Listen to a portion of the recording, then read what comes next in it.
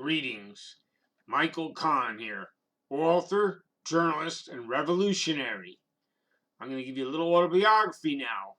I've written one while I was in prison, but that was several years ago, and more has happened since then. Plus, I want to get it right from my mouth to your ears. I want you to see me and hear me talk about this at length. It'll be over 3 short videos. The first will be from my childhood in the 60s and 70s up to about 87 or so. Then the second video will be from 1988 when I made a conscious decision to serve humanity. And I'll go then from 1988 until about 2007, 2008. And then the last video will finish up the course right here to 2021.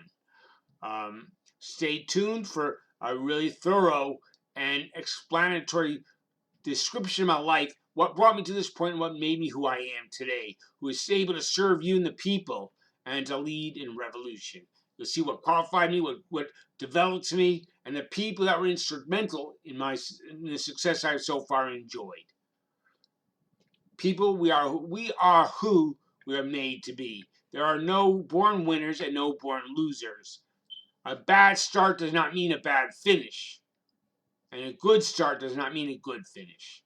We are what we choose to be. We are products of the world around us, our peers, our parents, our teachers, the television, our schooling, what we have learned, the books, and also the choices we are given, which are not all the same, and decisions we make for those choices, which are also dependent on our lives and our experiences before that. With that in mind, let me tell you about how I grew up. I was basically born to a pair of Jewish but agnostic to atheist Jews. My mom was pretty much an activist. She developed with the Zionists, helped develop Israel, but left them when she saw them talking about basically if the Jews did not have enough space for all the people, they're going to invade the Arab countries for more space. They said that even in developing the nation and the policies. That's when my mother left. She wanted nothing to do with them after that. Now, as a child, I grew up in relative poverty. My dad was kicked out of the house when I was 6 years old. My mom kicked him out, not me, of course. He left when I was 6 years old. They were divorced when I was 8. So I basically have no memories of my dad raising me as a child before the divorce or before the separation. Though I do remember him whistling for me to return home when I was out there running around in the yards in my bare feet as I did in the summer. That's about all I remember. Now, I lived up in a poor middle-class neighborhood. My mom went to work in a factory, and my dad was going just her alone, no welfare. She took care of us 2 kids, supported the house, and for a while, she even went to college, worked full-time, raised us kids alone, all at the same time. And guess what? Graduated college in 2.5 years. She took a heavy course load. So, my mother was a workhorse. While she did that, I cooked for my mother and sister and I, and basically did my own laundry. I learned to do household chores as a youth, which helped me in my future years to be more independent. I still do my own cooking, do my laundry. I'm able to do that at this age, no help from anybody, because my mom taught me to be independent and to basically help out with the family chores, even as a very young child. I was told to go to temple. I made to go to temple as a youth, didn't want to. Was an atheist. By the age of 12, I said, Ma, I don't believe in God. Don't make me go to temple. But she said, welcome to the club. I'm an atheist also, but you have to have a bar mitzvah. So I had my little bar mitzvah. And after that, my mom took me to Humanist Society meetings and Ethical Culture Society meetings with her. And basically, I was an atheist from youth. Now, as I was growing up, when I was a very young child, even my dad was still with us. We had a visitor, an exchange student from Tanzania. He went to Duke University, lived at our house. My mother gave him a room and he rented it, And he was arrested for sitting in the backyard on a chaise lounge on a chair reading a college textbook. And he was in our yard. We had not informed the police, and why should we, that we had a black visitor? But he was arrested, and he told the police he was there as a guest, But the police came to my school. I was like in first, second grade around then. I don't remember exactly which one. But the police came and asked, "Is there a black man living in your house?" "Yes," I said. "What is his name?" "His name I now know is Kagoma Malima." I remember as an adult. As a 5 or 6 year old, I did not remember. So they kept him in prison. How was a young kid gonna know that name? But then my mother came home from work. You know, "Is there a black man staying in your house?" "Yes." "What is his name?" "Kagoma Malima." But they still wouldn't let him go until my dad came home. "What is he doing in jail?" And then they released him finally. And my parents had a battle with the police for months for arresting him. Our town, this is back in the early 1960s, the town was segregated, even in northern New Jersey, Bergen County, where I lived. There, the blacks all lived on Sand Road, the poor houses. They had their own baseball field, everything separate, different elementary schools separate from the whites, the middle class. And you see what it was like before the civil rights movement was successful. This Kagoma Malima, by the way, was the son of a revolutionary in Tanzania. And the revolutionary won the revolution. And Kagoma Malima graduated Duke University, got married in our house, and he went back home to Tanzania, or he became Minister of Finance or Economics or something, and was assassinated shortly later. That's how things go. My mom kept in touch with his wife all throughout for many years, even right up until about 10, 15 years ago. In the meantime, I was taught to basically live on hand-me-downs. I went to Goodwill or local thrift stores for my clothing. Used jeans, used shirts, used jackets, used shoes, all hand-me-downs. I had no problem with that. It was fine. I had an army jacket. I was like a little hippie. I had peace signs, oh, peace, yeah, love your neighbor. And I learned to smoke marijuana, yeah, the real stuff, not laughter, not symbolism, real leafy green substance rolled up in a paper, and, whatever, zigzag papers, or in a metal pipe and smoked it, lit it up and smoked it, inhaled it. And I basically, in elementary school, went to this little elementary school, I got straight A's. I was an honor student, crossing guard, yeah, big deal. And when I went to middle school, I met my first black person other than Kagoma Malima, and I got booted in the butt, But I had no other experience with them until later high school. One or two students out of the whole high school is black. We lived in an all-white town, in other words. My dad, though, taught in the Bronx. My mom, after she graduated college, taught in Patterson Urban School, full of black kids, and she cared. She lived in the same town as, what is his name? I forgot the name of the principal, but he basically was highlighted in a movie. I don't even remember the name of the movie, but it was about a high school principal kicked the kids out of the school using a baseball bat. Big hero for kicking the bad kids out, and it really happened. It happened in Patterson, where my mom taught, and it was the principal of the other high school that kicked the kids out. They all had to go to school though, so they went to my mother's high school, Kennedy and East Side, and. And my mother's high school, she took care of those kids and changed their life and brought them up right and gave them good direction. So basically, she didn't hate the kids or kick out the bad kids. She brought them to goodness or righteousness, gave them purpose and right direction, and basically cared enough. Not like the damn principal got all famous, So understand, I grew up from good parents.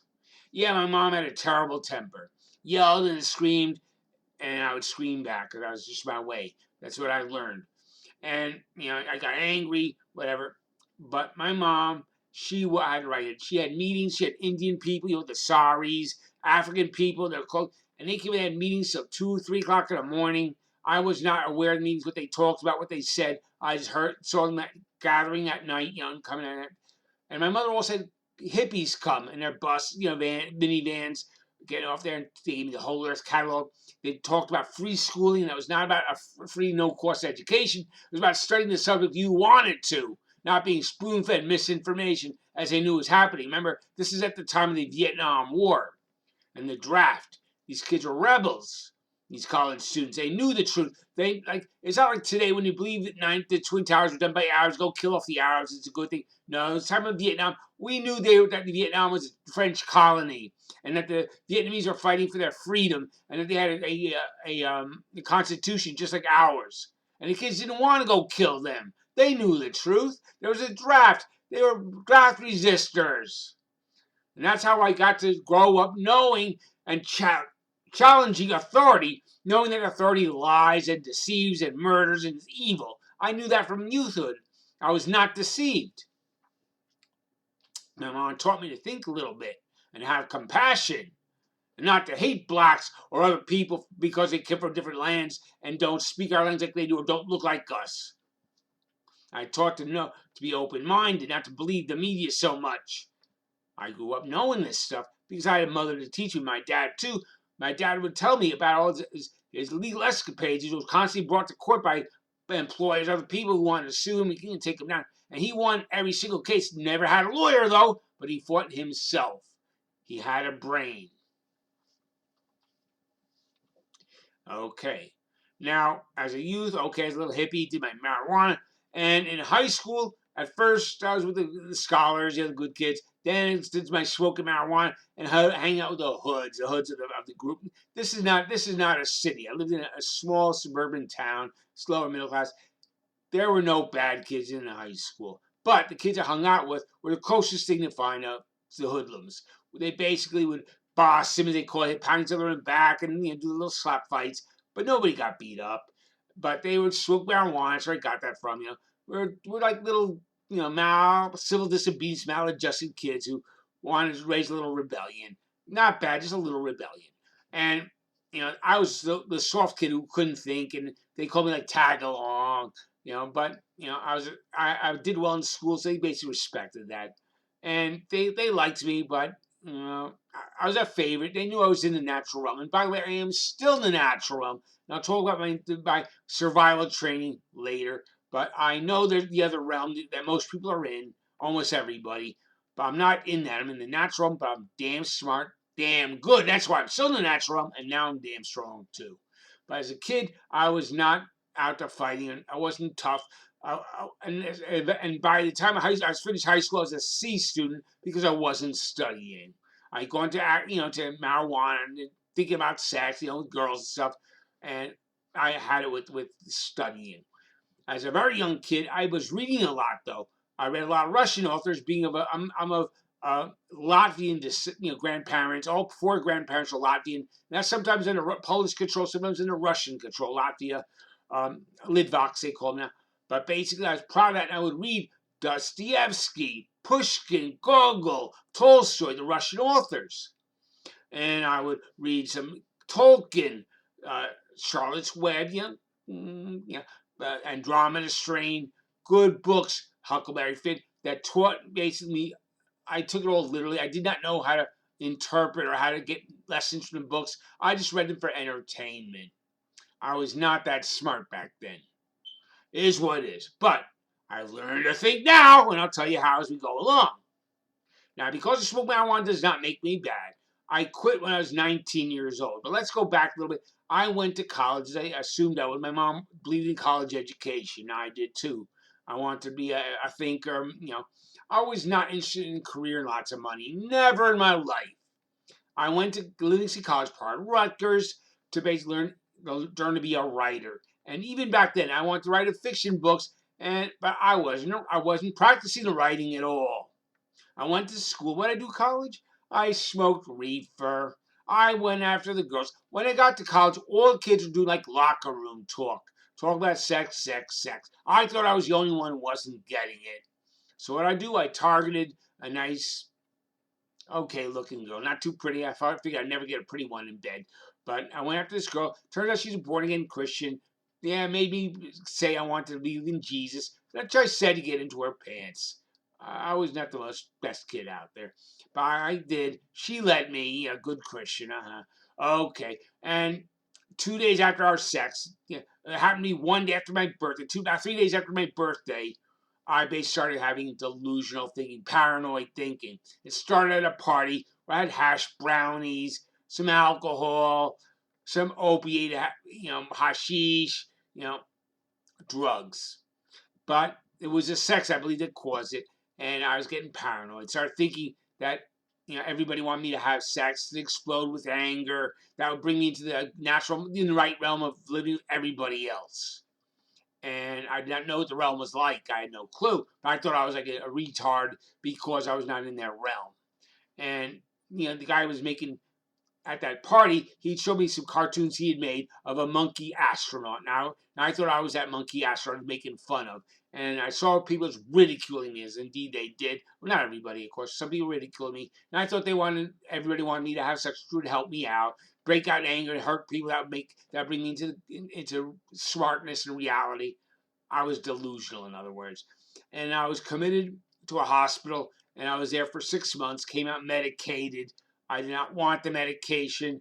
Uh, it doused me. It made me totally sleepy. I couldn't think. I was made submissive by it. It was Prolixin, and they injected me with it because I wouldn't take the pills. I threw them in the toilet. They saw that, so they gave me the injections. They put me in a padded room until I started accepting the injections. So I came out fairly sane, but doped up. I gained like 60 pounds. I'd gone skinny as a rail. I used to weigh like 128. I'm 5'10" and a half. And I came out weighing 185 pounds. So I gained a little weight, huh? Yeah. Anyway, I would sleep like 11, 12 hours a night. It destroyed me. And, this continued. I went off a medication about 5 times over the next several years.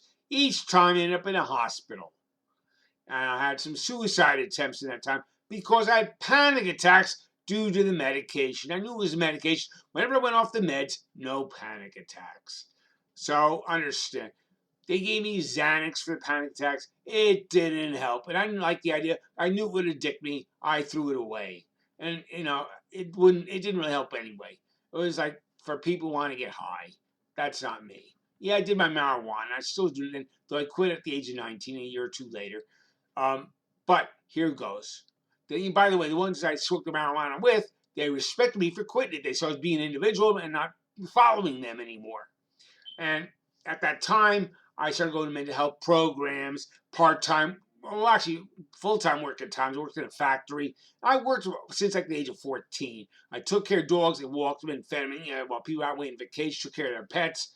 I worked at a photography studio, learning to develop photographs and sweeping, mopping, and washing windows and such. Worked at a meat store, cleaned up the grinding machines and the tools and everything. I worked as a cart pusher, assembly line, maintenance worker. I did a whole gamut.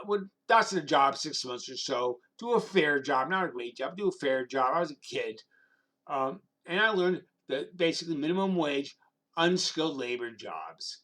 I had no problem. I did not need lots of money. I lived with my mom. Yeah, I paid a little rent, bought a car here, and always a used 10-year-old car. Back then, they're like $300 or $400. Insurance like $30 a month. Back then, I could afford all that. And I learned basically to be lazy. And such takes me until in 1982, I basically didn't want the meds. My mom said, "You don't take meds, you can't live here." She wanted me to take the meds. She knew that without it, I would go into insanity. I wouldn't take the meds, so I basically was homeless. She thought bring me back and force me to take meds. No, I would rather be homeless. So I wandered. I would walk every day like 20 miles, 30 miles a day, wandering around. End up in Bear Mountain.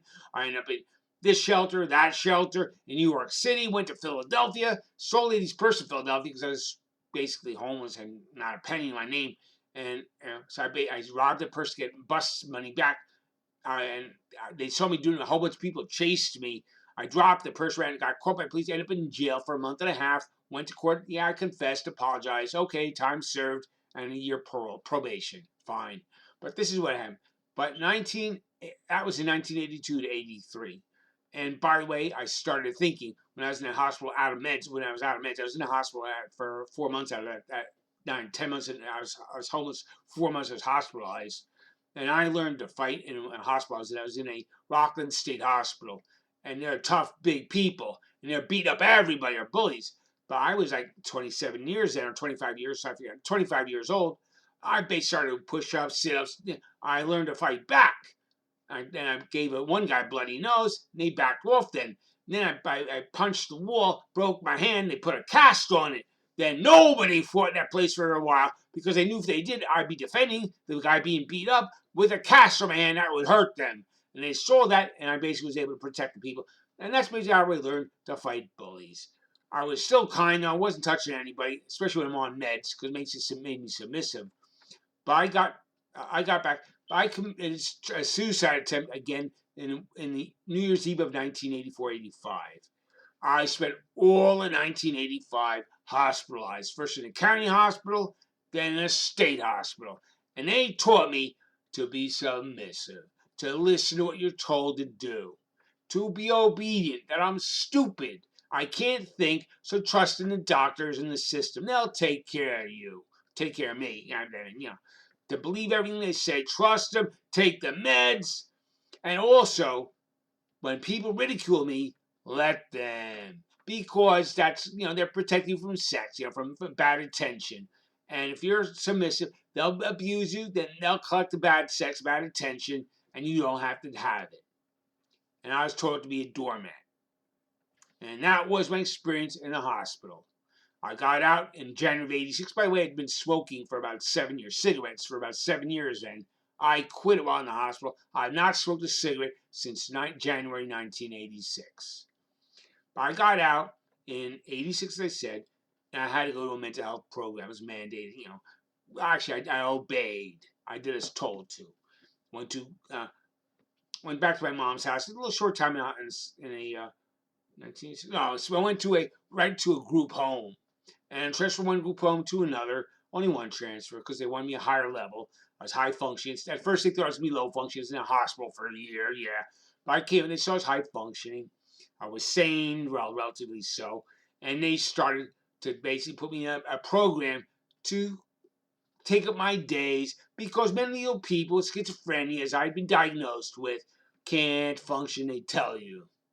So I was going to a program, go to a shelter, to a group home, do therapy, and be watched over by counselors, be given medication, follow the program, and just waste your life away unproductively because you're sick.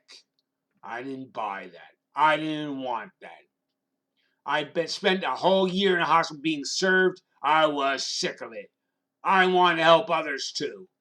Okay, I'm going to sign up for this section of the video series of my life. The next series will touch on my servitude and being helpful to humanity and what I learned and how I learned it.